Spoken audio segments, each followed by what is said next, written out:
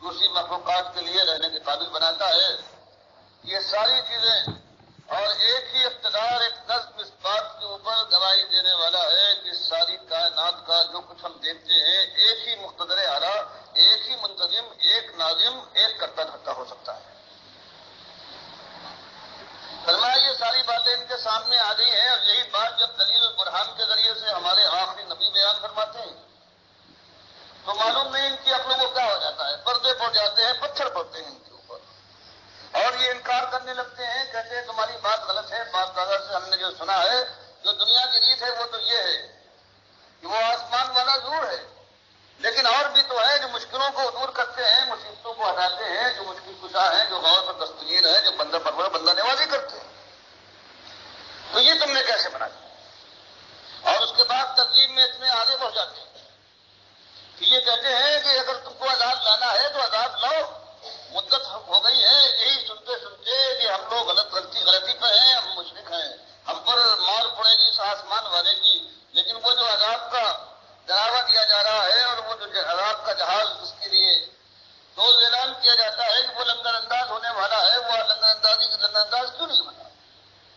مالک نے فرمایا کہ ان سے کہیے اتنی جلدی نہ مچائیں، یہ جھوٹ جو ہم دے رہے ہیں تو یہ ہماری رحمت کا تقاضا ہے تاکہ اس کے اندر گناہ گار گناہ سے توبہ کر لے، بچتے ہوئے اپنے راہ کے اوپر آ جائیں، اور جو ضدی اور ہردھرم ہے اپنے ضد کو ہٹانے کے بعد ایک صحیح حقیقت جو کائنات کی حقیقت ہے اس کو مان لے، ان کا بھلا ہوگا، ورنہ وہ جہنم کی آگ اور ہمارے شدید عذاب سے بچ نکلے. یہ ان کے بس کی بات ہے. فرمایا یہ ہماری رحمت ہے، اور یہ ظالم تیزی کرتے ہیں کہ ہم بجائے اس کے کہ ہماری رحمت کا مطالبہ کرتے یا عذاب کا مطالبہ کرتے خالی آپ کو جتلانے کے لیے، اور کہتے ہیں کہ ہمیں اعتبار نہیں ہے کہ آپ اللہ کے بھیجے ہوئے ہیں. اللہ کی طاقت تو یہ ہے کہ آسمان والا وہ ہے، پانی وہ برساتا ہے، یہ وہ بھی مانتے تھے. اب اتنے بڑے مالک نے بھیجا ہے اور تو آپ کو اس حالت میں نہ کوئی فرشتہ آپ کے ساتھ ہے کہ کہتا ہٹو بچو پیغمبر آ رہے ہیں، یہ اللہ کے سچے پیغمبر ہیں.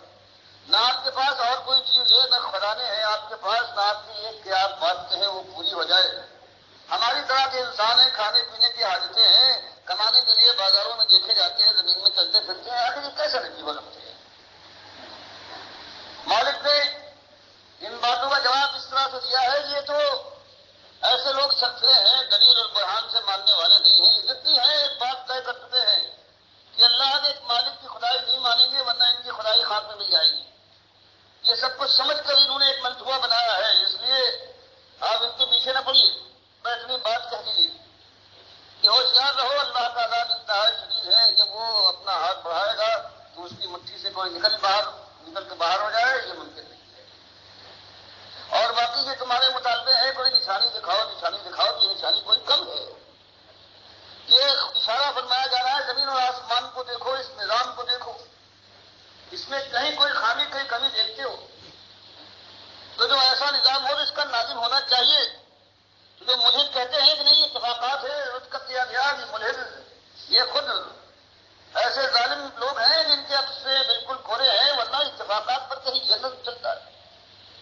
یہ مانو کہ نظم کا ناظم ہے، اور یہ بھی کہ اگر دو برابر کے ناظم ہوں، ایک آسمان کے اوپر کسی اپنی بات کو چلائے اور دوسرا زمین کے اوپر، تو پھر کبھی یہ نظام باقی نہیں رہ سکتا. اگر ایک سورج کا ہو اور ایک چاند کا، ایک تاروں کے اوپر اثر انداز ہو، اس کی اشاروں پر تارے حرکت کریں، اور دوسرا ایسا ہے کہ جو کسی زمین کی کسی چیز کے اوپر اختیار رکھتا ہو، تو اس طرح سے یہ نظام عالم 2 دن کے اندر ختم ہو جائے گا. فرمائے اس سے ایک بات ثابت ہوتی ہے کہ ایک ہی نازم ہو سکتا ہے. یہ کتنی صاف اور سادہ بات ہے، کتنی عقل و خرد سے مطابقت رکھنے والی. اور پھر قرآن جو دلائل پیش کرتا ہے آفاق میں، انفس میں، ان کی اپنی جانوں میں، اور یہ بتاتا ہے کہ جتنے سچے اس سے پہلے آئے ہیں، جتنی کتابیں اتری ہیں، سب کا یہی ایک مضمون تھا. پھر یہ دلائل ان کی آنکھوں کے سامنے کیا نہیں آئے ہیں کہ اللہ کے نبی صلی اللہ علیہ وسلم جو بات کریں ان کی آپ کی سیرت کیسی ہے، خود اس کو دیکھیں. آپ کے اثرات سے صحابہ کرام کی زندگیاں جو بدل گئی ہیں، کیا یہ نشانیاں کہ نشانیوں میں کم ہے؟ اب کس بات کی نشانی چاہتے ہیں، کیسی نشانی چاہتے ہیں؟ فرمایا خالی ضد اور ہر دھرمی ہے، آپ ان کے پیچھے نہ پڑیں. آپ تو پھر یہ بات نہیں مانتے، کچھ نہ پریشان مت. آپ تو منذر ہیں، انت منذر. آپ تو بدنجانی سے ان کو ڈرانے آئے ہیں کہ اللہ کی نافرمانی اور یہ کفر شرک کا رویہ آخر کار تمہیں آگ میں جھپا کے رہے گا. اس سے ہو گیا.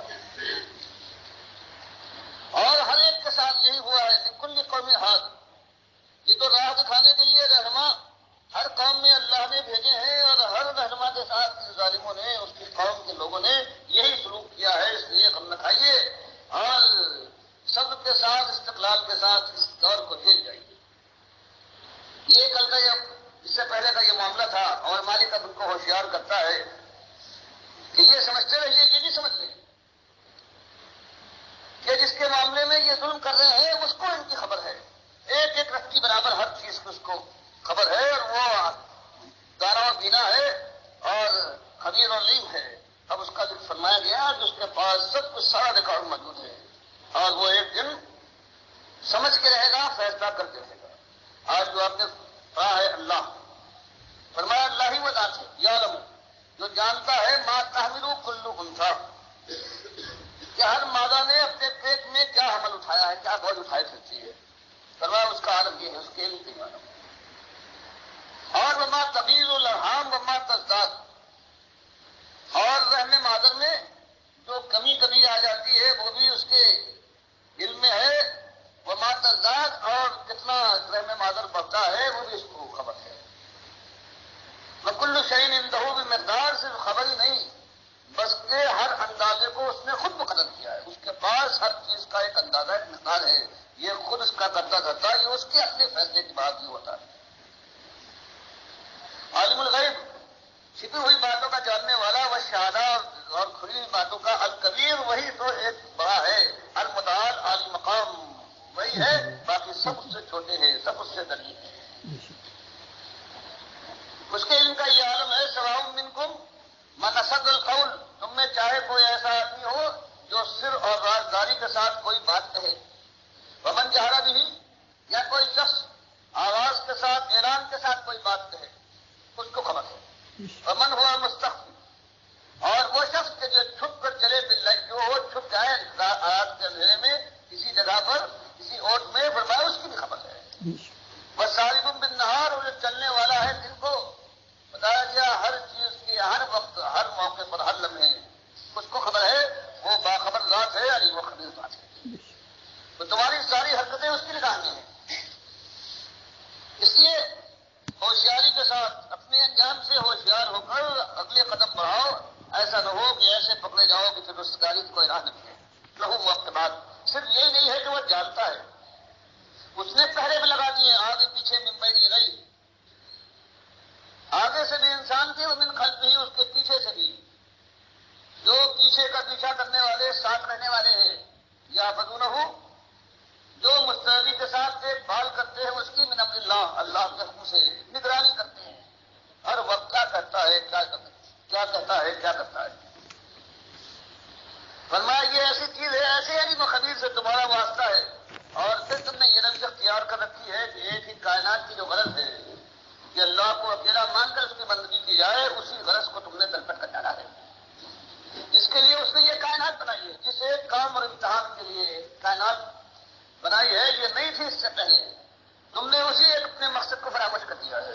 ایک راہ جو اس نے مقرر کی تھی کامیابی کی، تم اس کے قریب نہیں پھرکتے، پگڈنڈیوں میں بھٹکتے کر رہے ہو.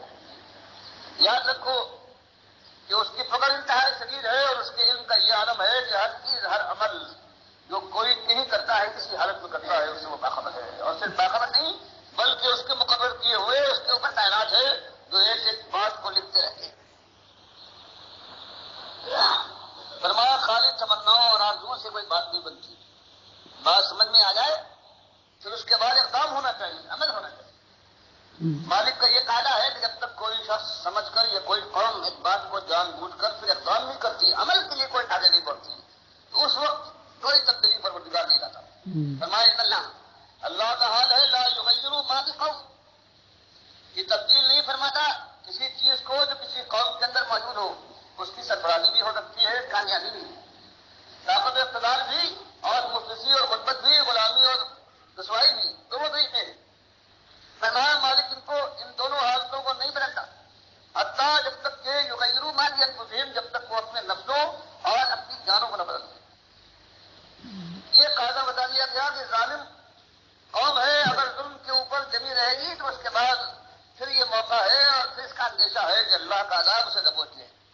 ہاں اگر وہ ظلم کے بجائے وہ توبہ کر کے پلٹ آئے تو اس کے بعد اللہ کی عذاب سے بچ جائے گی. یہی حال ہے ایک مظلوم، ایک ذلیل و خوار قوم کا، جو کفر و شرک میں پھنسی ہوئی ہے.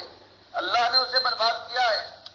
اب اگر وہ خالی تمنائیں کرے آج میں یا اپنے پرانی ماضی کو یاد کرے، شاندار ماضی کو، اور اس کے ذریعے سے چاہے کہ اس کی زندگی بدل جائے گی اور اس کی بدعائیں ٹل جائیں گی، فرمایا یہ نہیں، بلکہ اس کو اپنی اقدام کرنا پڑے گا، خود بدلنا ہوگا اسے. فرمائیے ایک قاعدہ ہے مالک کے یہاں، آجب بیضا اراد اللہ بھی قوم، کہ جب مالک چاہتا ہے، مالک کی مشیت کسی قوم سے یہ ہوتی ہے سوا کہ مالک اس کو نقصان پہنچائے، اس کو برباد کرے، فلا مرکلا. جب اللہ کا نوشتہ پورا ہو جاتا ہے تو کوئی ایسا نہیں ہے کہ اللہ کا عذاب آئے اور کوئی بابا حضرات، کوئی قبلہ، کوئی شیخ صاحب، کوئی غوث العظم، کوئی مشکل کشا، کوئی دستگیر آگے بڑھے اور عذاب کی اس ساتھ کو وہ ٹال دے اور ہٹا دے، اس عذاب کے اس طوفان کو وہ روک دے. فرمایا کسی کے بس کی بات نہیں ہے. اس لیے جو موقع مل رہا ہے نادانوں کو اور یہ انسانوں کو جو ہوش مند ہیں، ان کو سب کو فائدہ اٹھانا چاہیے اس مہلت سے.